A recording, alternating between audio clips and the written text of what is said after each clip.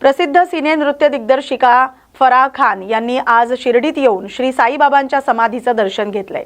दर्शनानंतर श्री साईबाबा संस्थानच्या वतीनं जनसंपर्क अधिकारी दीपक लोखंडे यांनी त्यांचा सत्कार केलाय। 16-17 साल के थे तब से आ रहे हैं, तभी से हम BST बस तभी पकड़ के आते थे। फिर थोड़ा पैसा आया तो एयर कंडीशन बस में आने लगे, फिर कभी चॉपर से कभी गाड़ी से। आज मैं मेरा पूरा यूट्यूब का टीम को लेकर आई हूँ इधर, जो हमारे ऑफिस संभालते हैं, हमारा जो यूट्यूब के हमारे टीम के क्यू की टीम के जो ओनर्स हैं उनको लेकर आई हूँ साथ में।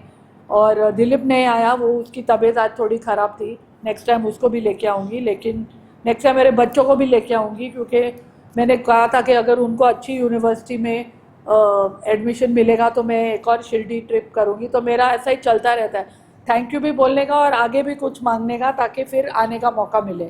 और यहाँ की जो शिरडी की संस्था है वो बहुत ज़्यादा मेरा ख्याल रखती है। छत्रपती संभाजीनगर शहरातील N12 या परिसरातील कचरा डेपोवरून स्थानिक नागरिकांमध्ये तीव्र संताप व्यक्त होतोय। माजी खासदार इम्तियाज जलील यांच्या नेतृत्वाखाली नागरिकांनी कचरा डेपोवर धडक दिली। कचरा डेपोमुळे परिसरात मोठ्या प्रमाणात दुर्गंधी पसरत असून नागरिकांना गंभीर आरोग्य समस्यांना सामोरं जावं लागत असल्याचा आरोप यावेळी करण्यात आलाय। विशेष म्हणजे या परिसरात रुग्णालय, शाळा तसंच धार्मिक स्थळे असल्यामुळे नागरिकांच्या आरोग्याला धोका निर्माण होत असल्याची भावना व्यक्त होते। दरम्यान शहरातील हा कचरा डेपो तात्काळ अन्य ठिकाणी हलवावा आणि प्रशासनाने यावर तातडीने निर्णय घ्यावा अशी मागणी इम्तियाज जलील यांनी केली आहे। महापालिका प्रशासनाने हा कचरा डेपो इथून हलवला नाही तर परिस्थिती गंभीर होऊ शकते, त्यामुळे पोलिसांनी या ठिकाणी संरक्षण द्यावं, अन्यथा काय परिस्थिती निर्माण होईल हे सांगता येत नाही असा इशाराही जलील यांनी दिलाय। आज फक्त इथे जे महानगरपालिका षडयंत्र रचून इथे एक कचरा कलेक्शन सेंटर हे तयार करत आहे। इथे राहणारे जे लोक आहे, जे वस्ती आहे, खूप सारे हॉस्पिटल्स आहे, शेजारीच लागलेले 2 कॅन्सरचे हॉस्पिटल्स आहे, 3 मंदिरं आहे, एक हनुमान मंदिर, मोठी मंदिर आहे, दत्त मंदिर आहे, अजून एक मंदिर आहे, समाज कल्याणचा मोठा ऑफिस इथे उभे राहत आहे, 2 स्कूल्स जवळ आहे। आणि अशा परिस्थितीमध्ये सकाळी असू द्या, संध्याकाळी असू द्या, इतकं वास यायचं की लोक आपल्या दरवाजे खिडक्या बंद ठेवत आहे। अनेक लोक आमच्याकडे येऊन तक्रार देत होते। आता आम्हाला हे सांगायचे आहे की हे जागा महानगरपालिकेची आहे, डेव्हलपमेंट प्लॅनमध्ये कचऱ्यासाठी नाही आहे हे जागा उसमें, पण एका ठेकेदाराला फायदा देण्यासाठी महानगरपालिकेचे काही अधिकारी आणि या शहरातले काही नेते यांची साठगाठ होऊन त्यांनी हे निर्णय घेतला की आपल्याला हे ठेकेदाराला फायदा पोचवायचा आहे करके।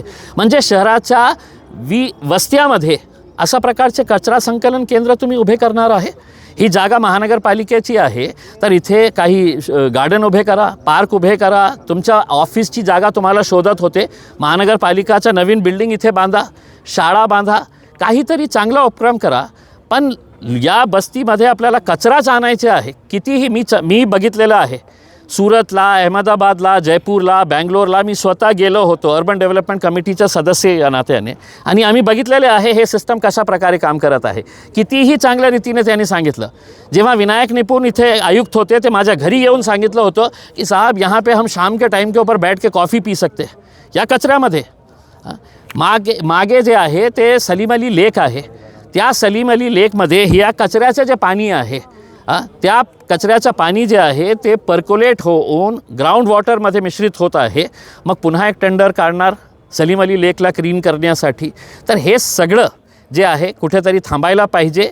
आज या एरियामध्ये राहणारे जे लोक आहे त्यांनी तक्रार केल्यामुळे आम्ही सगळे इथे आले होते आणि आम्ही निर्णय घेतलेला आहे की कोणत्याही परिस्थितीमध्ये इथे हे कलेक्शन सेंटर नको व्हायला पाहिजे। आम्ही निर्णय घेतलेला आहे। आता महानगरपालिकेचे जे अधिकारी आहे ते आले होते आणि त्यांनी सांगितलं की आम्ही चर्चा करू वरिष्ठ अधिकाऱ्यांशी आणि काय निर्णय ते घेतील ते त्यांचा निर्णय काय असेल आम्ही आमचा निर्णय घेतलेला आहे की कोणत्याही वस्तीमध्ये, मी असं सांगत नाही आहे की N12 मध्ये काढा तुम्ही आणि दुसऱ्या रेसिडेन्शियल एरियामध्ये, त्या ठेकेदाराला बघू दे ना, त्या ठेकेदाराला आपण पैसे देत आहे ना, खूप पैसा देत आहे आपण त्या ठेकेदाराला। कोट्यवधी आपण रुपये त्याला देत आहे कचरा पण या महानगरपालिकेची लँड देण्याचं कारण काय आहे? काही कारण नाही आहे. वस्त्यांमध्ये कचरा कशा पाहिजे आपल्याला नाही पाहिजे आणि चांगले लोक राहते, चांगले घरं आहे, लोकांचे मंदिरं आहे, हिंदू धर्माचे ठेकेदार सत्तेमध्ये बसलेले आहे, त्यांनाही आवर्जून मी सांगतो, कुठे गेला हिंदुत्व? आपलं हनुमान मंदिर, त्याच्या शेजारी तुम्हाला कचरा पाहिजे, दत्त मंदिराच्या शेजारी तुम्हाला कचरा पाहिजे. हे सगळं जे आहे ना मुद्दे ते लोकांच्या हिताचे आहे आणि आम्ही निर्णय घेतलेला आहे याच्या बाबतीत. तुम्ही चर्चा केली त्यानंतर उद्या जर या ठिकाणी काही वाहन आली तर काय इशारा असेल? आम्हाला येतं ना काय करायचं आम्हाला काय करायचं आहे हे येतं. अशी वेळ महानगरपालिकाने येऊ देऊ नका.